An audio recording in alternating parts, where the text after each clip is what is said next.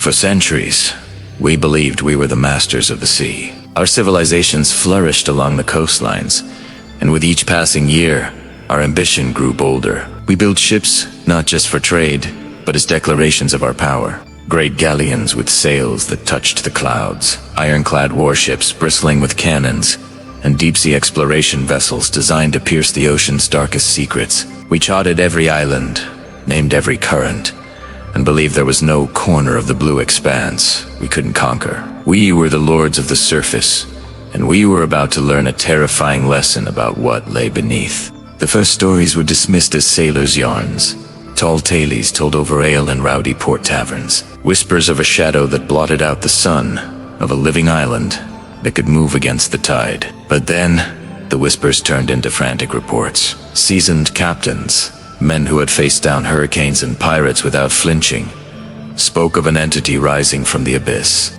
They called it the Kraken, a creature of impossible scale, with tentacles thick as ancient oaks, and a body protected by an impenetrable chitinous armor. Our first encounters were born of arrogance. We saw a beast, and we believed it could be hunted. Elite hunter fleets were dispatched, armed with the deadliest weapons we could devise. Whaling harpoons, thick as a man's arm, were launched, only to bounce harmlessly off its dark, ridged hide. We treated fire, launching volleys of flaming arrows and catapulting burning pitch. The flames hissed and died in the sea spray, leaving the monster completely unscathed. We even rolled explosive barrels into the water, hoping the concussive force would stun it. The ocean would boil and churn, but when the smoke cleared, the Kraken would be there, unmoved, its colossal eyes seeming to gaze at us with ancient indifference. The hunts quickly turned into slaughters.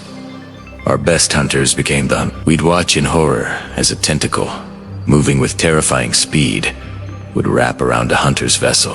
The ship, a marvel of engineering, would be crushed like a child's toy. Men who tried to fight back, to sever the massive limbs, were simply plucked from their decks and dragged screaming into the lightless depths. Soon, no one dared to hunt the Kraken. It became a known hazard, a force of nature to be avoided at all costs. The deep ocean, once a frontier for our exploration, was now its undisputed territory. For a time, an uneasy balance was struck. We stayed in our shallow waters, and the Kraken remained in the deep, but the world itself began to change. The seasons grew erratic. The ice at the poles melted, and the ocean currents, the very circulatory system of the planet, shifted in ways our science couldn't predict. The deep waters grew colder. The ecosystems the Kraken relied upon for sustenance began to collapse. Hunger and an instinct for survival drove the colossal creature upward, out of the familiar abyss and into the warmer, shallower waters closer to our shores. The age of rumors returned, but this time they were darker, more frequent. It began with single ships vanishing without a trace. Then, entire merchant convoys disappeared overnight. No distress calls, no wreckage, no survivors, just gone.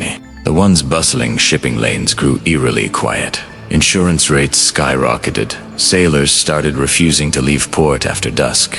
The sea, our lifeblood, was becoming a graveyard, and the phantom reaping the harvest was the Kraken. The fear was palpable in every coastal city. Every storm on the horizon, every unexplained shadow in the water, sparked panic. As the Kraken moved into new territories, it wasn't just humanity it displaced. The ocean is a kingdom of predators, each with its own domain. These other titans of the deep, ancient sea serpents and leviathans we only knew from myth, were now being forced into conflict. Their hunting grounds were shrinking, their food sources stolen by this new, dominant apex predator. We started seeing things we never thought possible. Rival sea monsters, creatures that had remained hidden for millennia, were now being sighted closer to shore, fighting each other in brutal, territorial wars. The ocean became a chaotic battlefield, and we were caught in the middle. The final illusion of our safety was shattered on a moonless night. Our greatest port, a city renowned for its supposedly impenetrable harbor, became the stage for a massacre. It was a fortress, protected by sea walls, chains, and a fleet of warships anchored in its bay. We believed we were safe. We were a run. Just after midnight, the alarms blared. The Kraken had come. It didn't just attack, it executed a siege. Its massive tentacles tore through the sea walls as if they were sent. The great iron chains meant to block the harbor entrance were snapped like thread. What followed was not a battle. It was a pure, unfiltered display of nature's wrath. Warships, the pride of our navy, were lifted from the water and broken in half. Docks were splintered into nothing. The creature moved through the harbor with a terrifying, methodical purpose. Its silhouette lit by the fires of the very city it was destroying. In a single night, dozens of ships were reduced to kindling. Thousands of lives were lost. As the sun rose the next morning, it revealed a scene of utter devastation. The harbor was a tomb of sunken hulls and floating debris. The age of humanity's mastery of the sea was over. A new age had begun. The age of the Kraken. We are no longer the rulers of this world. We are just survivors, living at the mercy of the true King of the Ocean.